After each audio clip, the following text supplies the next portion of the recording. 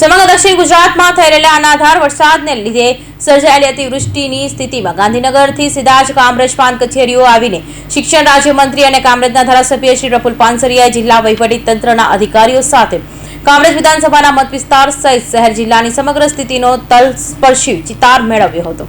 દર બુધવારે મુખ્યમંત્રી શ્રી ભૂપેન્દ્રભાઈ પટેલજીની અધ્યક્ષતામાં યોજાતી કેબિનેટ બેઠકમાં આજે શ્રી પ્રફુલ્લભાઈ પાનસરિયા ગાંધીનગરમાં ઉપસ્થિત રહ્યા હતા, પરંતુ સુરતમાં ભારે વરસાદની સ્થિતિને અનુલક્ષી આજે મંત્રીશ્રી પોતાના તમામ કાર્યક્રમોને ટૂંકાવીને કામરેજ પ્રાંત કચેરી આવી પહોંચ્યા હતા। અહીં તેમણે કામરેજ વિધાનસભા સહિત શહેર જિલ્લાની સમગ્ર વરસાદી સ્થિતિનો તાગ મેળવ્યો હતો તથા અસરગ્રસ્ત લોકો માટે રાહત બચાવ કામગીરી હાથ ધરી સલામત સ્થળે ખસેડવાની સૂચના આપી હતી।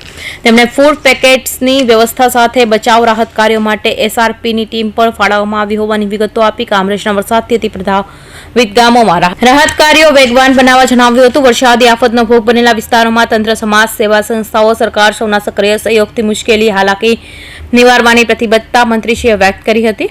સુડાના અધિકારીશ્રી અને પ્રાંત ઓફિસર સાથે મામલતદાર ટીડીઓ અને અમારી મુખ્ય અધિકારીની ટીમ દાદા ભગવાન મંદિર સામે પ્રાંત ઓફિસમાં તમામ પ્રકારની વ્યવસ્થા જોઈ છે।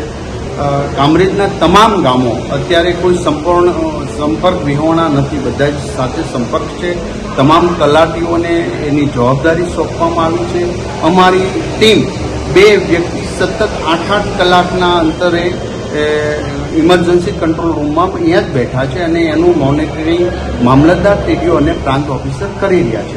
એક પણ એવી ઘટના નથી ઘટી કે જેથી કરીને ક્યાંય જાનહાનિ બની હોય। ઇમરજન્સી અમે બોટ સીકે, ફાયર બ્રિગેડ અને બોટ બધું જ અમારી વ્યવસ્થા પ્રાંત ઓફિસમાં કરી છે। અમે જ્યાં જઈએ છીએ ત્યાં સાથે પણ લઈને જઈ રહે એવી કોઈ પરિસ્થિતિ નથી કે જ્યાં બોટ લઈને જઈને પહેલું કરવું પડે, પરંતુ હું વિનંતી કરું છું કે કોઈને અગાઉ કોઈ પેશન્ટ હોય, ડિલિવરીનો પ્રશ્ન હોય, જો અગાઉ એ કહી દે તો અમે ચોક્કસ પ્રકારે એને એમ્બ્યુલન્સ દ્વારા હોસ્પિટલમાં દાખલ કરવાની પણ વ્યવસ્થા અત્યારે અમારી પહેલી પ્રાયોરિટી ઇમરજન્સી કેસો માટેની છે।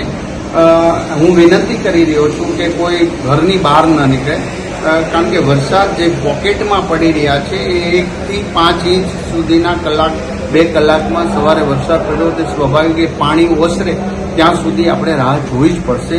માટે અમારી team JCB, Hitachi, fire brigade, boat અને ઇમરજન્સી ટીમ બધું જ કામરેજ પ્રાંતમાં અમે વ્યવસ્થા કરી ચૂક્યા છીએ।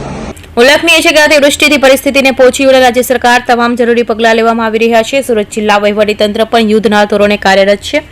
આફતની સ્થિતિમાં એનડીઆરએફની ટીમ ફાળવાઈ છે। પ્રજાને આ મુશ્કેલ સ્થિતિમાં પડતી હાલાકી નિવારવા તમામ પ્રયાસો કરવામાં આવી રહ્યા છે। Suresh Rathod, Hind TV news, Kamrej.